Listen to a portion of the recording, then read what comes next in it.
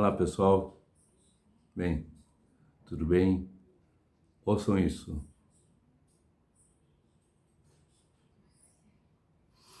Então, bom, isto é uma música famosíssima, né? Um clássico absoluto, e as primeiras duas frases ali, os dois primeiros versos, né?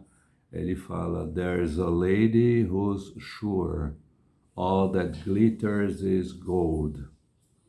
Eu vou parar aqui, né?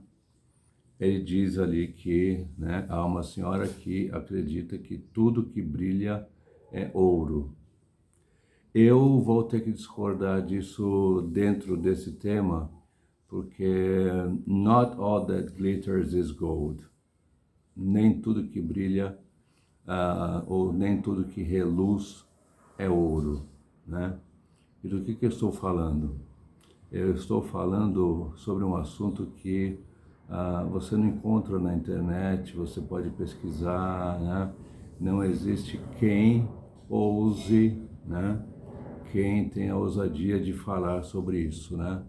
Eu não estou imbuído, assim, dentro de uma força muito grande para eu falar sobre isso. Não, eu vou falar de uma forma tranquila, né? Porque eu acredito que, né, tem muito peixe no mar, né? Bom, o tema é professores nativos, aulas de inglês com professores nativos. Bem, eu tenho que dizer, né, antes de mais nada, que eu tenho este ano, eu completei 39 anos dando aula. Só fiz isso na minha vida. Fiz uma faculdade de Direito, estudei na PUC, me formei em Direito, sou bacharel em Direito, mas eu nunca exerci. Nunca. Eu comecei a dar aula 2 meses depois que eu já tinha começado a faculdade. E aí eu nunca mais parei. Continuei a faculdade, mas nunca parei de dar aula. Então eu já vi muita coisa por aí, gente, muita coisa. O que ninguém diz, né? Assim, parece que professor nativo, né? Isso tem um peso, né? Tem um peso muito grande, né? Mas existe coisas assim por trás das cortinas, né? Eu vou citar uma só que eu acho que, né? Bom, se precisar, eu falo mais alguma coisa, mas eu digo, né? Ah, tome muito cuidado com anúncios, né, no Google de professores oferecendo aulas de inglês por R$ 20, R$ 25, uma hora, né? Gente, cuidado, cuidado, né? Existe este povo. Existe também dentro deste povo, né, onde tem lá vários brasileiros fazendo isto, né, porque eles estudaram 6 meses de inglês no Canadá e depois eles pensam que eles podem chegar aqui e dar aulas de inglês assim, né, imediatamente, né, e eles conseguem, né, mas até porque, né, todo mundo, né, quer saber valores, quer saber os custos, né. Então eu digo, todo mundo acaba decidindo, né, pelo mais barato, né, e esquece, né, de averiguar a experiência do professor que não cobra R$ 25 a hora, porque, sabe, é totalmente profissional, né? Eu sou um professor extremamente profissional, eu tenho 39 anos, né?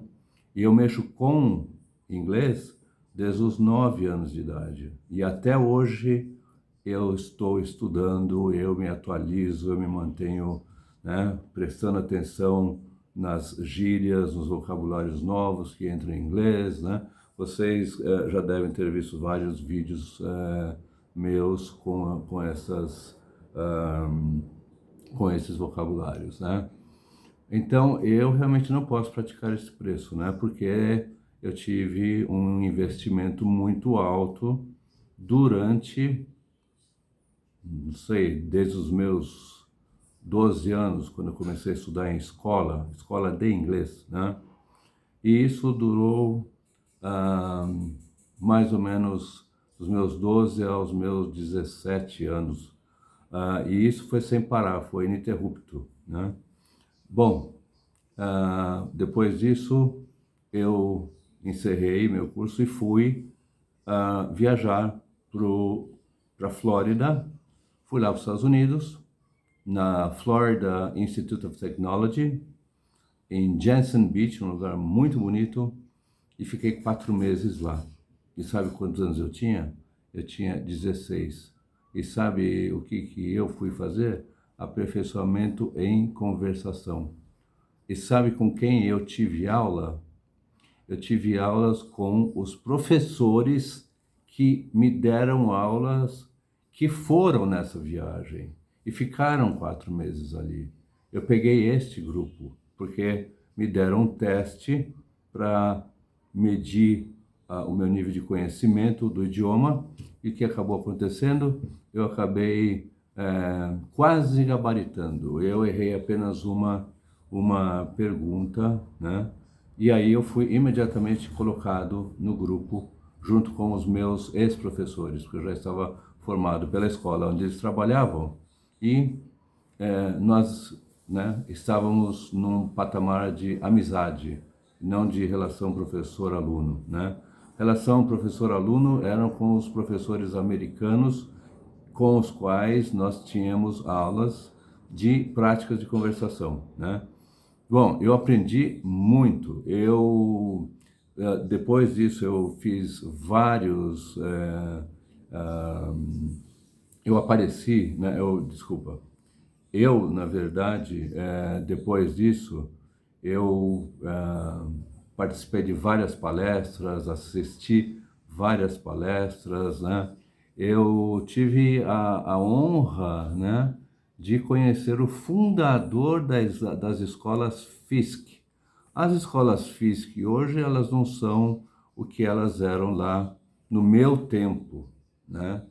Mas por quê? Porque esse negócio de franquia, né, perdeu-se o foco do ensino. Mas era a segunda melhor escola do Brasil, né, naquela época. Eu estou falando de muito tempo atrás, né? Bom, esse pessoal, os professores, né, que trabalhavam lá, vários deles foram e eu tive a honra de ter aula com os meus professores. Então, os mesmos professores americanos que davam aula ali, né, para esse grupo de professores, eu estava junto. Então, eu também eu tinha aula junto com os professores, né? Isso foi uma coisa que me deixou muito, muito contente, muito feliz, né? Os professores vinham e os meus ex-professores vinham e falavam, né, que comentavam que era legal, né, eu estar com eles, né, que eu sempre me destacava, mas é porque eu amo o idioma, vocês entendem? Eu amo o idioma. Eu já falei isso, né, e vou repetir. Cada aula que eu dou é como se fosse a primeira aula da minha vida, né? Eu realmente curto, adoro, amo, me jogo, me debruço sobre a qualidade do meu trabalho, né? Então, eu não vou, né, dizer que, não, vocês não podem, né, ter aulas com professores nativos ou com quem ficou 6 meses no Canadá ou até um mês, né? Eu tenho experiência porque eu já vi gente ficar 6 meses no Canadá e voltar do Canadá, me ligar para ter aula de inglês e falando que, puxa, né, fiquei 6 meses lá, não aprendi nada, né? Eu tive um aluno, ele tinha na época 38 anos, né? E ele foi e apostou nisso, né? Em ficar aproximadamente 6 meses. Ele voltou, ele parou de ter aula comigo para ir para lá, né? E aí ele voltou e teve que fazer a aula porque, sabe, não foi suficiente, né? Então, sabe, existe essa coisa de, né, faz inglês no Canadá, né? E aí esse pessoal, tem pessoal que volta achando que eles estão falando mesmo, que eles conhecem tudo, né? Olha, nada substitui a experiência, nada, nada. Você pode enganar um ou dois, mas você não pode enganar todos ao mesmo tempo, né? E, bem, e quanto aos professores nativos, né? Eles, né, veem o Brasil assim como uma alternativa para eles trabalharem e ter um ganho pífio, mas que dá para segurar um pouquinho as contas, né? As minhas contas, que são muito mais altas, né? Porque eu tenho filho em faculdade fora do Brasil, né? Eu tenho ah, uma vida de família com a minha esposa, né? E um monte de boletos, e quem tem que dar conta sou eu, né? E eu dou conta, sempre dei, né? E vou continuar dando, né? Por quê? Porque o meu trabalho é feito com muito amor, né? Eu posso acordar às 6 horas da manhã. Eu cheguei a dar aulas começando às 5:30 da manhã por conta dos horários dos alunos, né? Então eu já dei aula das 5:30 às 6:30, das 6 às 7 da manhã, das 7 às 8, né? Até às 10 horas da noite, né? Então eu tenho conhecimento disso. Eu vejo o pessoal que volta de lá, acabei de chegar do Canadá, papapá, e quando eu vou, né, conversar alguma coisa, eu vejo que não aprenderam nada, né? Não fixou. Se você pergunta para um nativo, olha, isso eu vi com os próprios olhos, né? Com esses olhos que a terra há de comer. Eu vi uma, uma nativa que eu levei para fazer um teste numa escola muito, muito, muito bacana, muito realmente uma grande escola e um grande método, aonde eu trabalhei por 5 anos, né? Depois, se vocês quiserem saber o nome da escola, eu posso passar o nome da escola para vocês, né? Bem, hoje ela está online, mas eu trabalhei 5 anos com eles, né? E foi a melhor escola na qual eu trabalhei, né? Então eu vi muita coisa durante 5 anos numa escola que atendia muito o mercado corporativo, né? E era uma escola realmente bacana, bacana, né? E aí o que aconteceu? Eu tinha saído da escola, eu pedi demissão para eu, né, me juntar a outros professores que estavam abrindo uma escola, um grupo de professores, e eu fui fazer parte desse grupo, né? Ok. E aí eu, apesar de não estar mais nessa escola na qual eu fiquei 5 anos, né? Eu tinha um bom relacionamento com o pessoal ainda, né? Com as diretoras, com o, com as diretoras, com o My dog has barked and I got a little lost. Meu cachorro me fez perder um pouco o fio da meada. Bom, vou retomar. Gente, eu vi, né, na Birders muita qualidade, né? Muita exigência de, né, você tinha, ou você era bom no negócio ou você estava fora. Você só ia para treinamento se você realmente passasse numa primeira entrevista em inglês assim com um nativo. Aí para ele avaliar nível de conhecimento, eu concordo. Eu acho que, né? Bom, mas eu tive um amigo que ficou, né, sem trabalho por um tempo, e aí ele veio e falou comigo, aí eu falei, puxa, né, Milton, o nome dele, né, pô, Milton, nós tocávamos juntos numa banda de blues, né, ele tinha um tremendo inglês, ele morou 3 anos em Nova York, né, então ele tinha lá gírias, ele se comunicava muito bem em inglês. O inglês dele é muito bonito, né? Mas isso faz muito tempo, né? Então, quando eu me propus a tentar colocá-lo nessa escola onde eu trabalhei, né, todo esse tempo, eu liguei e me falaram que ia ter um processo seletivo acontecendo em uma semana. Eu fui com ele, né? Eu fui com ele, acompanhei ele, né? E eu vi que ele foi lá, fez todo, preencheu tudo, né? Para quando você apply for a job, né? Quando você se candidata a uma vaga, né? Então ele preencheu, tá, ok, fez a redação, tudo. Aí chamaram, né? Para na semana seguinte chamaram para fazer a dinâmica de grupo. E aí quando aconteceu essa dinâmica de grupo, o que deu errado, né? E ele não era nativo, né? Quer dizer, ele morou lá 3 anos, aprendeu um bom inglês, excelente. Ele tinha condições de dar aula, mas ele não tinha condições, sabe do quê? De justificar os assuntos que ele iria ter que abordar inevitavelmente, né? Ou seja, a, a primeira pergunta que fizeram para ele foi: Senhor Milton, por gentileza, o senhor pode nos explicar o que é o present perfect e como ele é usado? Ele estava assim num tipo de um púlpito, né? E ele olhou assim, ele olhou para mim, olhou para todo aquele pessoal que estava na sala e não saía. Ele falou: puxa, ele falou, eu sei como usa, mas eu não sei como é que explica. Eu não sei qual que é o fundamento, mas eu sei usar, né? Bom, não precisa nem dizer, né? Não passou, né? Tesoura ali, acabou, né? E ele não conseguiu. E, na verdade, se você chegar para, né, para um nativo e falar: bom, você pode me explicar o terceiro condicional, né? Porque eu ouvi dizer que tem o primeiro condicional, o segundo condicional e o terceiro condicional, né? Você pode me explicar? Ele vai falar: puxa, eu sei como usar, mas eu não sei explicar. Posso dar uns exemplos, mas eu não sei como é que o fundamento disso, né? Eu já vi isso acontecer, né?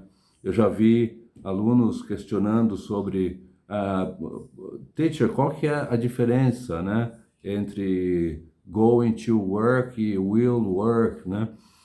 E o professor nativo, né, falava: eu conheço, eu sei, mas eu não sei como usar, né? Não conseguia explicar. Eu treinei professores muito bons quando eu participei de um projeto de ensino gratuito de inglês para o pessoal mais carente, né? Eu desenvolvi um método, desenvolvi não, eu peguei o método, né, um método chamado ah, método, é um método chamado, sim, é o Direct English, né? O inglês direto, né? Então eu peguei esse método de inglês direto, adaptei para grupos de 30 pessoas, 30 alunos, e desenvolvi toda a parte de imagem, dos PowerPoints, né, a projeção de tudo e como os professores tinham que trabalhar dentro daquele método, né, e surtia resultados assim incríveis, incríveis, né? Eu deixei os professores e fiquei só na coordenação pedagógica, né? E isso foi durante um bom tempo, né? Bom, e eu vi, né? Eu debatia com professores, né? Altamente qualificados. Eu tive um embate com, e não um embate assim de uma coisa, não, eu mostrei como eu queria que aquilo fosse, não eu queria, como é que se explicava aquela figura, o que acontecia, qual que era o tempo verbal, e uma professora muitíssimo experiente, que eu respeito muito hoje, muito até hoje, ela chegou e ela me contestou, eu aceitei a contestação, né? Mas eu falei: não, eu tenho que valer o que eu conheço de tudo que eu já vi, né? Bom, chegou um ponto que ela não acreditava nessa metodologia. E quando ela viu isto em prática, ela saiu da sala e eu estava do lado ali, na sala do lado, ela saiu da sala e ela estava chorando, né? Ela estava chorando e ela veio para mim e falou, ela chorou, ela colocou a mão na minha mão e falou: me desculpe, sabe? Eu ter duvidado de você. Ela falou, eu estou emocionada porque essas pessoas são pessoas de uma classe social um pouco mais humilde e eles estão entusiasmadíssimos que eles estão conseguindo falar inglês. Então você estava certo, né? Puxa, eu fiz o treinamento, né? Eu conheço o método de como se dar aula usando o método de direct learning, né? De aprendizagem direta, né? Agora, né? Se perguntar para um professor professor nativo, né? Teacher, pode me explicar, né, o que que é o present perfect qual que é a diferença entre present perfect e present perfect continuous? Vai vir aquela coisa, eu sei como usar, mas eu não sei como explicar, né? Teacher, como é que nós usamos o passado irreal, né? Unreal past, né? Eu sei como é esse Unreal past, né? É você falar de I didn't go to the party because it was raining. If it were not raining, I would have gone to the party, né? Isso é um exemplo. Agora, vai explicar isso, né? Existe uma explicação toda dentro dessa frase que eu passei aqui para vocês, né? It was raining and, there was a party. I didn't go to the party because it was raining. If it were not raining, I would have gone to the party, né? Isto é um passado irreal, unreal past, né? Então, sabe, eu conheço profundamente a gramática inglesa, né? Porque eu só estou há, sei lá, mais de 50 anos. Eu tenho hoje 57, comecei com 18, mas eu já mexia com inglês com 9, né? Então, fica aí as contas para vocês fazerem. E lembre-se de uma coisa, né? Lembre-se de que o barato pode sair caro, né? O barato pode sair caro. E eu termino este vídeo deixando uma outra citação aqui do Led Zeppelin dentro da mesma música, né?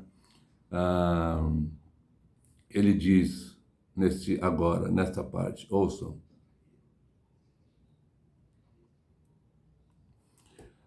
Ele fala, if there's a bustle in your head now, don't be afraid. There is still time. Não, yes. Ele fala, yes, there are two paths. Ele até faz assim no vídeo. Yes, there are two paths you can go by, but in the long run, there is still time to change the road you're on. Vamos lá. Então, o Led Zeppelin, na música do Led, o que acontece, né? O Robert Plant, ele canta o seguinte verso, na mesma música, Stairway to Heaven, né? Ele fala, yes, there are two paths you can go by, but in the long run, there's still time to change the road you're on. Eu acho isso muito legal, né? Existem dois caminhos que você pode seguir, né? Então ele diz, yes, né? Sim, existem dois, né? Yes, there are two paths you can go by. Ok, sim, há dois caminhos que você pode, né, perseguir, pelos quais você pode ir, né? But in the long run, mas a longo prazo, there is still time to change the road you're on. A longo prazo ainda existe tempo para você mudar o caminho no qual você está andando. Você pode mudar de caminho, né? Com o passar do tempo, in the long run, né? Não que isso signifique eu dizer, né? But in the long run, como alguma coisa. Não, ele é muito claro. Ele diz, yes, there are two paths you can go by, né? Sim, há dois caminhos que você pode escolher para você ir, né? But in the long run, mas, né, a longo prazo, in the long run, there's still time to change the road you're on. Ainda há tempo de você mudar a estrada ou o caminho, né, no qual você está. Deu para entender? Valeu, gente. Fiquem com Deus e count on me, ok? Contem comigo sempre, tá? É isso. God bless you all. Deus abençoe a todos. Não sou religioso, hein? God bless you all. Eu apenas acredito em Deus. Tchau, tchau.